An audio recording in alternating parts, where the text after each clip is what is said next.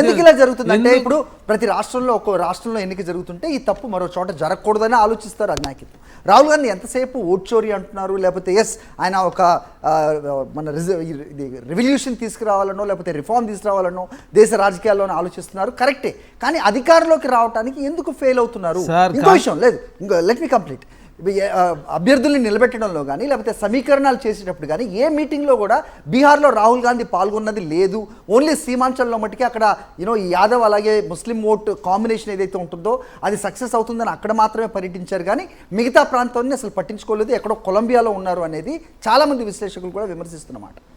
అంటే ప్రధానంగా కాంగ్రెస్ పార్టీ అధ్యక్షుడు మల్లికార్జున ఖర్గే గారు, రాహుల్ గాంధీ గారు లోక్సభ పక్షనేత మాత్రమే, జాతీయ అధ్యక్షుడు కాదు. కాబట్టి అంటే గెలిస్తే రాహుల్ గాంధీ గారికి క్రెడిట్, లేకపోతే ఓడిపోతే మా జాతీయ అధ్యక్షుడు ఖర్గే గారు, వారు రాజ్యసభలో ఫ్లోరేటర్, వీరు లోక్సభలో ఫ్లోరేటర్, వీరికన్నా బాధ్యత వారికి ఎక్కువ ఉంటుంది. అదే కాకుండా ఆ రాష్ట్ర నాయకత్వంలో వాస్తవం చెప్పాలంటే కాంగ్రెస్ పార్టీ వారు నితీష్ కుమార్ గారు స్టార్ క్యాంపెయినర్ రాహుల్ గాంధీ అంటారు కానీ మల్లికార్జున ఖర్గే అంటారు కదా sir. Star campaigner Rahul Gandhi గారు, ఖర్గే గారు ఉన్నారు, తర్వాత చాలామంది సీనియర్ నాయకులు ఉన్నారు.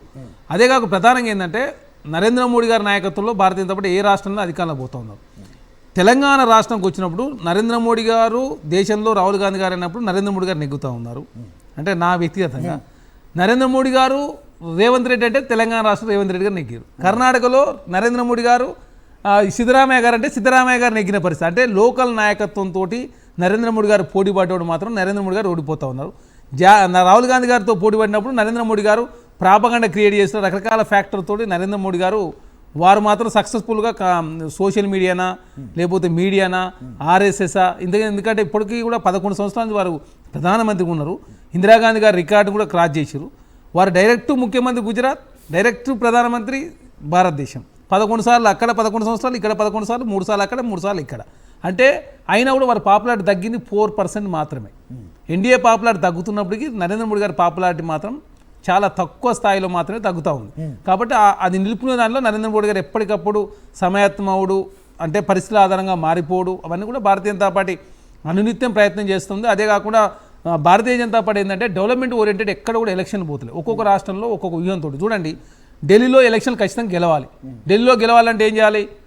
అదేవిధంగా ఇన్కమ్ ట్యాక్స్ రిపేట్ 12 లక్షలు చేస్తే 40 లక్షల మంది ఎంప్లాయీకి లాభం జరుగుతుంది. కాబట్టి ఆ 40 లక్షల మందితో ఓటు వేయించుకోవడంతో కేజ్రీవాల్ గారి కన్నా కూడా ఇంకా మంచి అద్భుతమైన పథకాలు పెడతానని చెప్పడంతో అక్కడ నమ్మి ఢిల్లీలో. చరణ్ గారు, అంటే మీ ఓటమిని మీరు అంచనా వేయడం కంటే ప్రత్యర్థులు ఎందుకు విజయం సాధిస్తున్నారో దాన్నే ఎక్కువగా స్టడీ చేస్తున్నట్టుగా అనిపిస్తాం. లే మా ఓటమిది మేము చెప్తున్నాం కదా. మాకేమైంది, కాంగ్రెస్ పార్టీగా మేము పొత్తులోకి ఎక్కడైనా ఇప్పుడు తెలంగాణ రాష్ట్రంలో సిపిఐ కాంగ్రెస్ పార్టీ కలిసి పనిచేసారు. రేవంత్ రెడ్డి గారి నేతృత్వంలో రేవంత్ రెడ్డి గారు రీసైజ్ చేసింది ఇక్కడ. ఎందుకు వారు పీసీపీ ఎన్నుకున్నాం. కర్ణాటకలో అక్కడ 3 పార్టీలు, ఎందుకంటే జేడీఎస్ ఉన్నది, జనతాదళ్ సెక్యులర్ ఏమో, అదే కాకుండా కాంగ్రెస్, తర్వాత బీజేపీ మాత్రం ఉన్న పరిస్థితి. ఇప్పుడు బీహార్ సంబంధించి చాలా పార్టీలతో పొత్తు పెట్టుకున్నారు. అక్కడ ఇండియా కూటమిలో చాలా పార్టీలు ఉన్నాయి, ఎన్డీఏ కూటమిలో చాలా పార్టీలు, కులాలు, మతాలు, రకరకాల ఫ్యాక్టర్స్ బీహార్లో పనిచేసిన పరిస్థితి మనం చూసినాం. బీహార్ అంటే వెనకబడిన స్టేటు, పెద్ద రాష్ట్రం, దాదాపు పెద్ద రాష్ట్రం. Having said that it is a bigamy అంటారు. అంటే అదే ఎక్కువగా ఐఏఎస్లను ప్రొడ్యూస్ చేసే రాష్ట్రం కూడా బీహారే.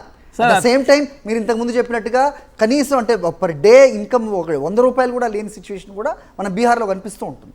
అదే సార్ చెప్తా ఉన్నాం కదా, అక్కడ బీహార్లో కాంగ్రెస్ పార్టీ సంబంధించిన నాయకులు ఎవరో తెలియని పరిస్థితి. ఇప్పుడు కర్ణాటకలో సిద్ధరామయ్య గారు, డీకే శివకుమార్ గారు, తెలంగాణ చూసినప్పుడు రేవంత్ రెడ్డి గారు, లేకపోతే మహేష్ కుమార్ గౌడ్ గారు, బట్టి ఇట్లా చెప్పుకుని పోయారు. మరి బీహార్లో ఎవరున్నారు? కాంగ్రెస్ పార్టీకి సంబంధించి ఆర్జేడీ నేతృత్వంలో ఉన్నాం కాబట్టి కాంగ్రెస్ పార్టీగా బలమైనటువంటి పునాదులు వేసుకోకపోవడం మూలంగానే బీహార్లో కాంగ్రెస్ పార్టీ నష్టం జరిగినట్టు నేను భావిస్తా ఉన్నాను. ఎందుకంటే మేము హర్యానాలో కాంగ్రెస్ పార్టీ గెలవాల్సింది. ఇప్పుడు చూడండి, భారతీయ జనతా పార్టీతో పొత్తు పెట్టుకున్న ఏ పార్టీ కూడా మనగడ కొనసాగుతుంది. దేశంలో ఏ రాష్ట్రాన్ని తీసుకోండి, జననాయక జనతా పార్టీ హర్యానాలో క్లోజ్ అయిపోయింది. బీహార్లో అదే జరుగుతా. ఇప్పుడు ఆల్రెడీ జరిగింది, కానీ నితీష్ కుమార్ గారి అవసరం వారికి ఉంది కాబట్టి నితీష్ కుమార్ కూడా ఇదే స్ట్రైకింగ్ రేట్ ఇంతకు ముందే చెప్పారు. అదే సార్, నితీష్ కుమార్ గారు ఇది లాస్ట్ గత ఎన్నికలు చూసుకుంటే 110 సీట్లలో పోటీ చేస్తే 70కి పైగా వచ్చాయి. ఇప్పుడు 91 సీట్లు పైగా బీజేపీ. అదే సార్, ఈ పోయినసారి చిరాగ్ పాస్వాన్ గారి రూపంలో నష్టం జరిగింది. అది భారతీయ జనతా పార్టీ చిరాగ్ పాస్వాన్ గారితో పోటీ చేయించారని చెప్పేసి పెద్ద ఎత్తున చర్చ అయింది. భారతీయ జనతా పార్టీ ఏదో ఓట్ల కోసం, సీట్ల కోసం వాళ్ళు ఏదైతే చేయడానికి సిద్ధం. పోయినసారి 2019 క్యాబినెట్లో పశుపతి పాస్వాన్ గారు, చిరాగ్ పాస్వాన్ గారు బాబాయికి ఎల్జేపీని అప్పచెప్పారు, వారిని కేంద్ర మంత్రి చేశారు. తర్వాత వారి నుంచి గుంజి ఇప్పుడు చిరాగ్ పాస్వాన్ గారు, మరి పశుపతి పాస్వాన్ గారు ఎడిపోయారో తెలియదు. అంటే భారతీయ జనతా పార్టీ ఒక్కొక్క రాష్ట్రంలో ఒక్కొక్క వ్యూహంతో ముందుకు పోతారు.